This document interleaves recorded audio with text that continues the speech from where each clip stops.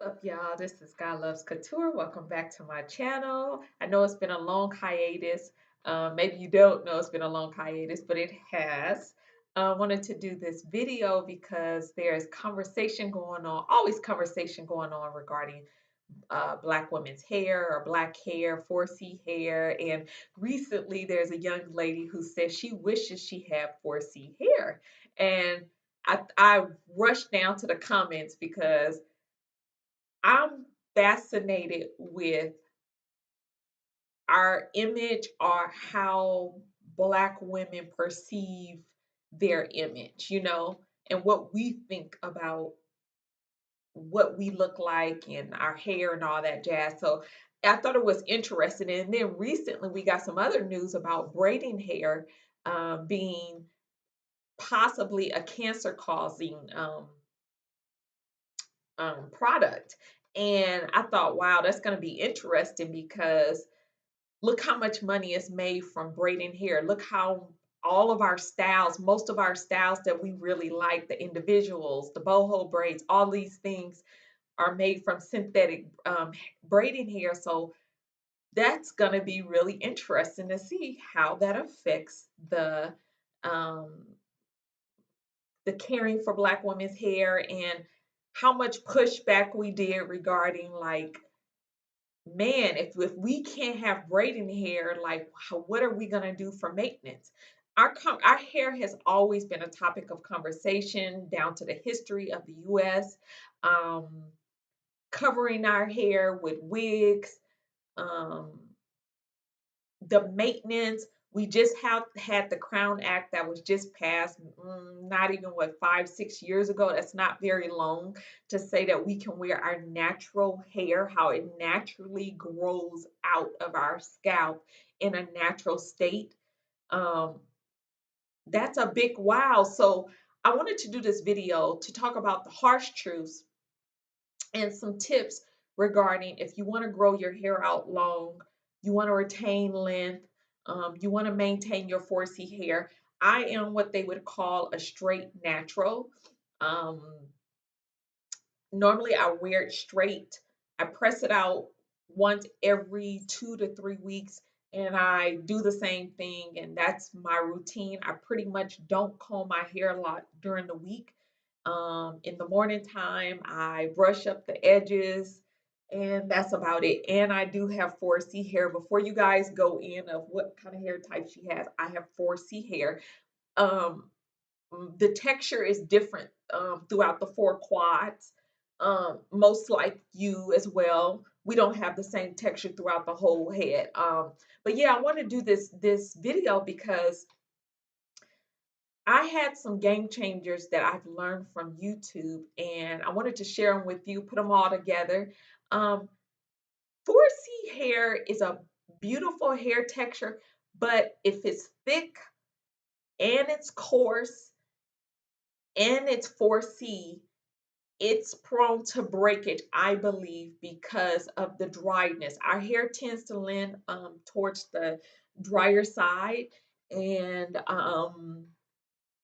we have to put the moisture back in our hair, and you have to hydrate. And the how we hydrate our hair is through diet. That's my top number one tip I can give um, um, 4C women or anyone with black hair. Our hair tends to be drier, so we have to moisturize and hydrate. And how you would do that is through your diet. I know we want to do everything else and we want to get around it, but through your diet, your greens is how you're going to get the kale, the spinach, those minerals and those vitamins is how you're going to get your hair to um, um, be stronger so that it has more resilience and not snap off. Okay. That's the internal way. Of course, you guys already know the drinking the water thing. Everybody knows that. But the diet does make a huge difference. And I want to talk about um, the diet really plays a part if you are having a menstrual cycle every month, you have to replace that iron loss and I was anemic for a long period of time, and so I can see the night and day difference between energy levels and your hair and your nails when your iron is up. I'm not a doctor, so I want to give that disclaimer that you should go to the doctor and get your blood work done so that you can see what your levels are right now. Iron plays a huge part in if you are on your menstrual cycle and you're already not eating correctly. You probably are going to see it show up in your hair. I don't care how many products you put, or you find the best product on the world in the world, and you put all these things on your hair internally, not eternally, internally, your hair is not going to be strong and be able to withstand manipulation of any kind if it is not healthy from the inside out. I hope that makes sense. Your diet plays a part. Number two tip I could give you is you must cover your hair. You must cover your hair at nighttime when we are sleeping on our pillows and the hair is rubbing around. um, I know I can be lazy and you just want to go to bed. I can see the difference, and your hair is going to be smoother. And it must be in a silk or a satin like material that's rubbing against. You should also be careful of even in your clothing. I wear my hair normally in a ponytail, but if it's in a long ponytail and it's touching my hair, my shirt, hoodies. I've seen that different hair videos where um, the young ladies are wearing a low ponytail. The ends of your hair is constantly touching fabric and material, so it's rubbing against it all the time. And so these are just little things that add up into bigger things. When you're going in air condition heat, all those things are drying our hair on top of it already being dry. So this is why I'm going to get into the next step. And the next step is if you want to retain um, healthy hair, longer hair, it's got to be moisturized and hydrated through regularly washing. You got to wash your hair more often. I think what's happening with us is that, and let me talk about me. When I used to go into weaves, I could grow hair out, and then when she would take it down, she would end up having to cut as much that I grew out. So again, I'm in the same place that I started at. And what would happen is, um, it's dry underneath. So she might oil your scalp when you install the weave, but when it comes out, if you've had the weave up for too long, or you've had the cornrows underneath the wig for too long, you haven't conditioned your hair in how many weeks, how many months. It's dry. So, yes, you can put oil on it, but then it also has to be conditioned underneath there. So, some of our breakage or not being able to retain length is because we are not washing our hair enough. Yes, it tends to lend to the dry side, but you still have to hydrate it. You have to add things back, like through hair mask, through conditioning, and your scalp. Okay, you can't grow out healthy hair if it's. I know people feel like dirty hair grows out faster. It does for some, but for overall health, you need moisture put back into the hair. So that's what hair washing does. And so you might be going too long. Um, yeah, you might be going too long in between your wash days and conditioning. It's the conditioning and the leave-in the conditioner and the treatments on wash day that's going to help you grow longer hair. My hair is down my back now. It's not as long as my sister. I have a sister that she goes under weaves all the time, and her hair is down to her behind. Um, Now she does weaves, but she goes to the salon on a regular basis to have someone take care of it, take it down gently, which I'm about to get into. My next step is um you the thing about African American hair or 4C hair is that I don't believe we're gentle enough with our hair. Combs, I don't know if it's our best friends. Like if you really have to use a comb, I think it should always be a wide tooth comb. Always detangle your hair with your fingers first. Get the dead hair, shed hair out first, and then come back in with a wide tooth comb at the end. But we should not be using small tooth combs unless you're trying to go for um I want to say maybe a ponytail or even maybe a brush at the end. It should be the last step. What else? Um your styles that you're choosing. I'm gonna say this one time only. No, I'm gonna say it a couple times. We are choosing hairstyles based on the trends. All trends are not meant for your hair type. So I understand that we like to wear wigs, weaves, we like to wear braids, whatever the style is. I'm only against the style if it damages your real hair. That's the only time I'm really against the wigs, weaves, or whatever is what it's doing to your hair in long term. Because then it becomes like a cycle or becomes a crutch where we need the thing more than what it was meant for it to be.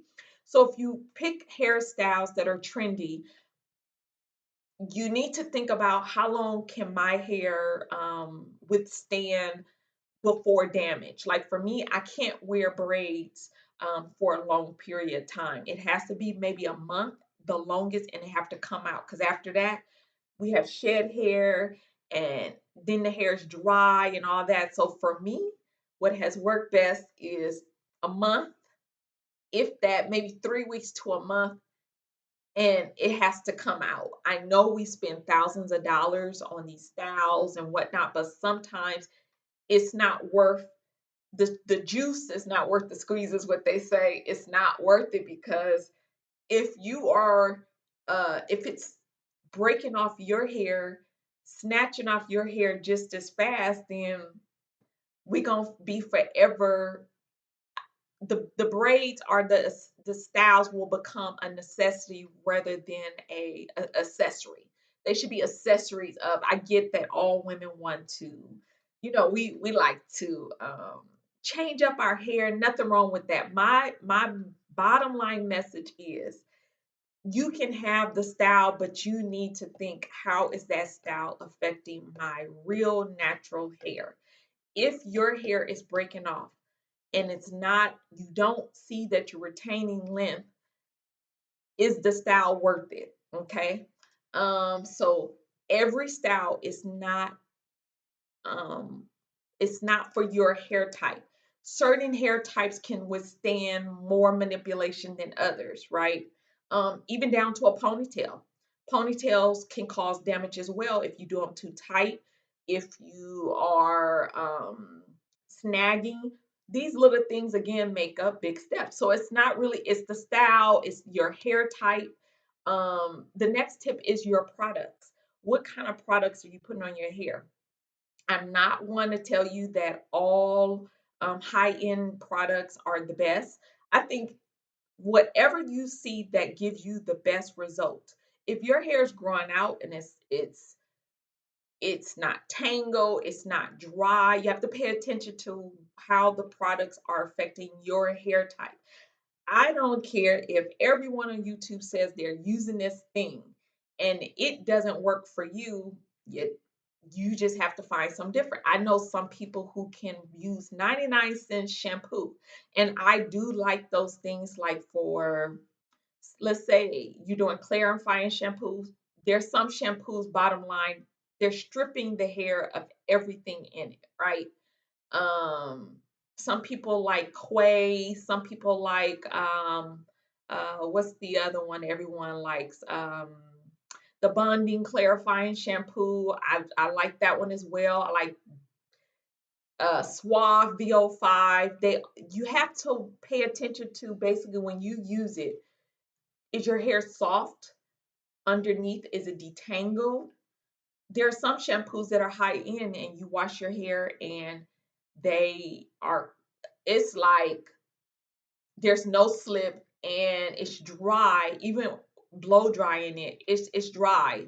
There's You have to use more products on top of that product because of that. So if that makes sense, You just have to really pay attention to like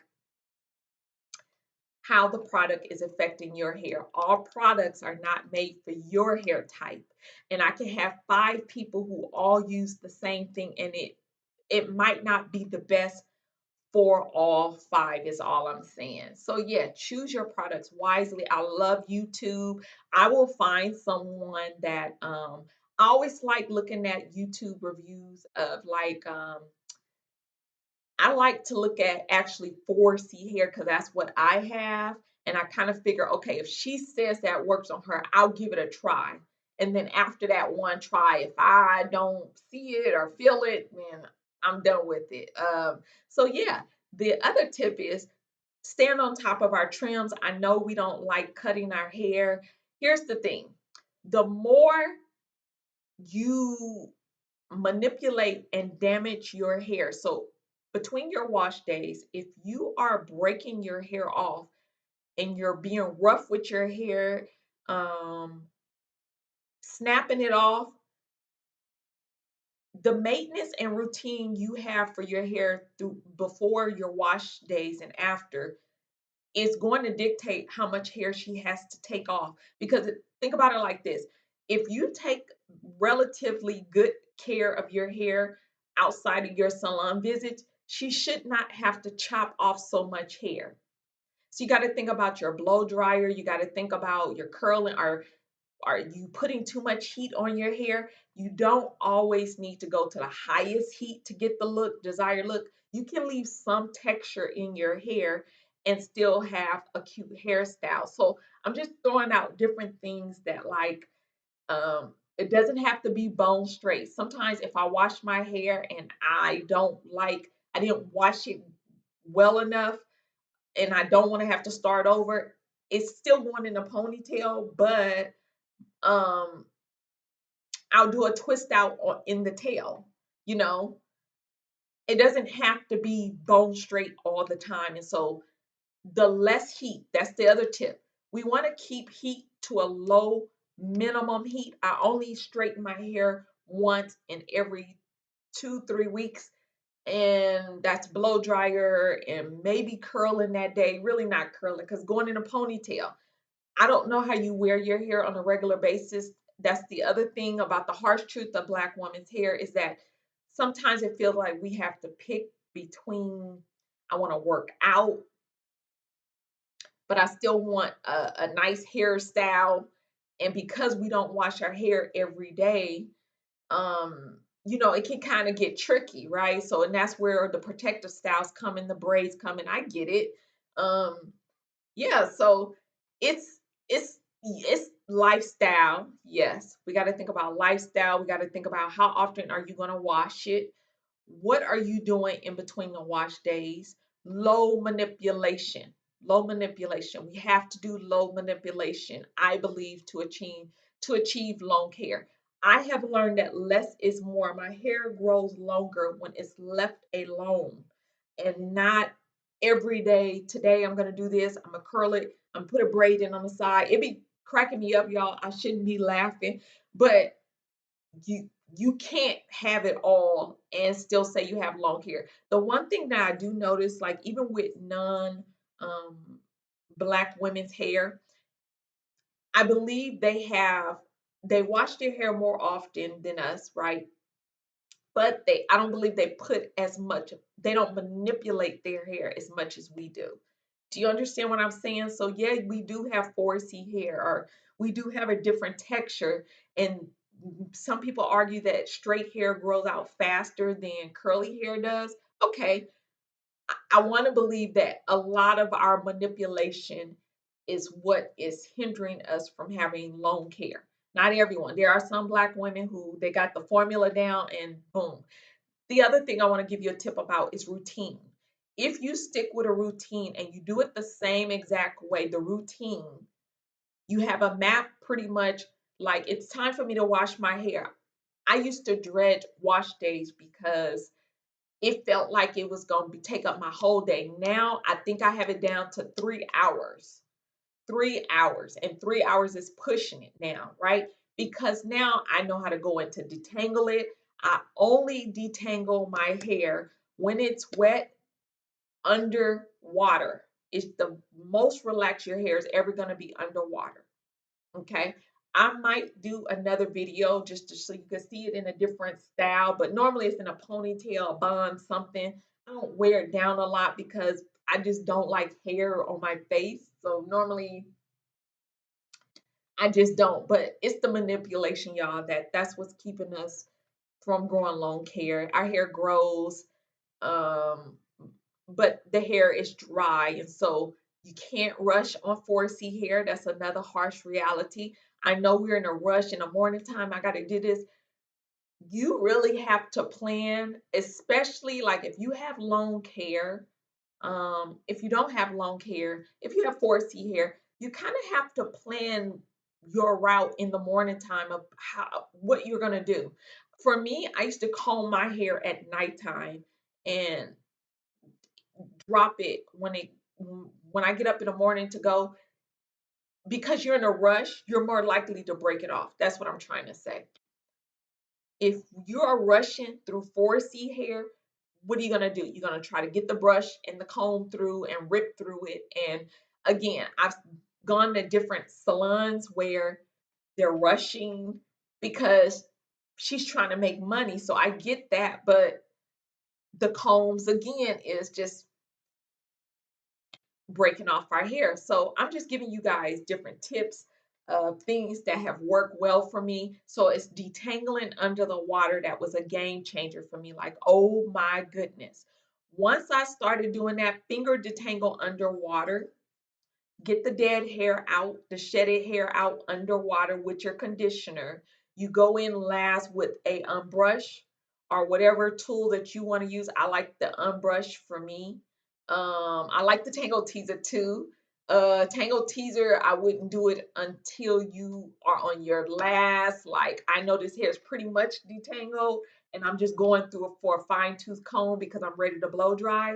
Um, that's the tip that I could give you. And then also covering your hair at night, um, misting your hair. So let's say it's the next day and you did want to comb your hair or it's that night.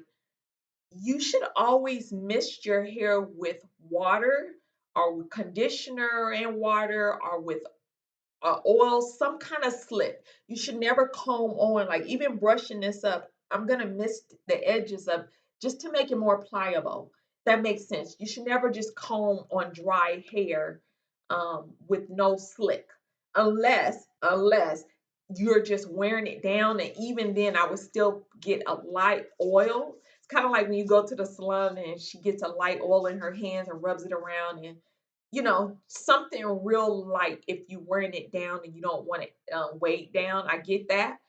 Otherwise, you should always have some slip in your hair before you just get the brush or the comb and really finger to tangle is what I think you should be doing. What works well for me. That's let me say it like that. What else? So low manipulation, low no or low um minimum heat. Um,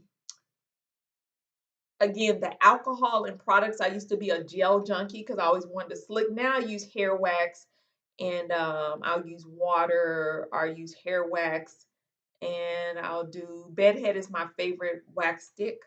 Um, I've tried other ones and they come close, but it's still different. I don't know what's about their ingredients, it's just different. Um, you got to think about the alcohol that you put on your hair. So if you use different products and they're drying, you have to replenish and put more moisture back into the hair. You have to because it's like sucking all the water out. And so your hair is most likely going to break off, if that makes any sense. Those are my tips. It's pretty much a routine, keeping your ends clean and repeat and do it all over again. Once you find products that works for you, I would say stay in those products. You can always change up your shampoo here and there, but I would only change to stuff or products that you know works for your hair type. Um, Yeah, it's pretty much a routine maintenance. Again, anyone who says they want very long hair should think about maintaining that long hair. The same way you get to get long hair is the same way you got to maintain it. And so, yeah, trimmings.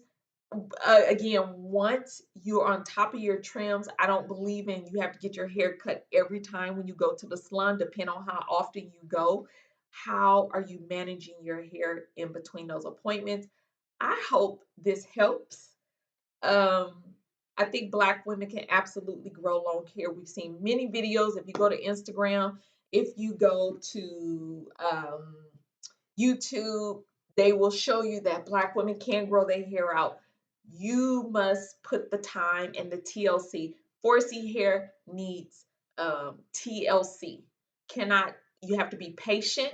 I won't do my hair unless I have 3 to 4 hours to carve out for wash day. And if I don't have the time, I will not even try to bother washing it because I know it takes time. Those are my self care days. Put a movie on and I'm rocking out. And yeah, so I hope this helps. Black women can grow their hair out. 4C hair is beautiful hair, but you must change your terminology, your verbiage. You have to change the way you view 4C hair or black hair. Your attitude towards your hair will show up in your maintenance and how you maintain it. I can always look at women and I can say, okay, she has beautiful hair. I guarantee she has a maintenance or she takes time. If you guys see people who have hair down to their butt and she got the time to do all that, I'm not saying you do, but you either have to pay someone to take care of your hair or you got to do it. So, yeah, I hope this helps. That's the harsh reality. I don't know if Black women love 4C hair, and I understand why. I do understand why. I think we know we are supposed to love ourselves because that's the only hair that we have. You got to love it. You have to love because that's the one that's the kind that God gave you. Um, I think Black women have a love-hate relationship with our hair. That's what I really believe. We do love it. We love styles. We love versatility.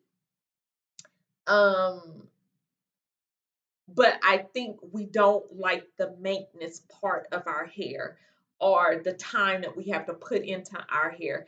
I think we would like our hair type if it was wash and go type of hair, but our hair has to have TLC. That's all I can tell you. So if you don't have love and time and patience for your hair type, then you must pay someone to have time, love, and patience for your hair type. I hope this helps. Like, subscribe, put a comment in there if you got some more tips. We talked about covering those ends, satin bonnet at night, keeping those ends trim. What else?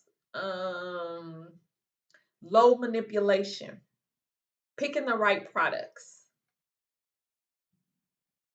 low or minimum heat.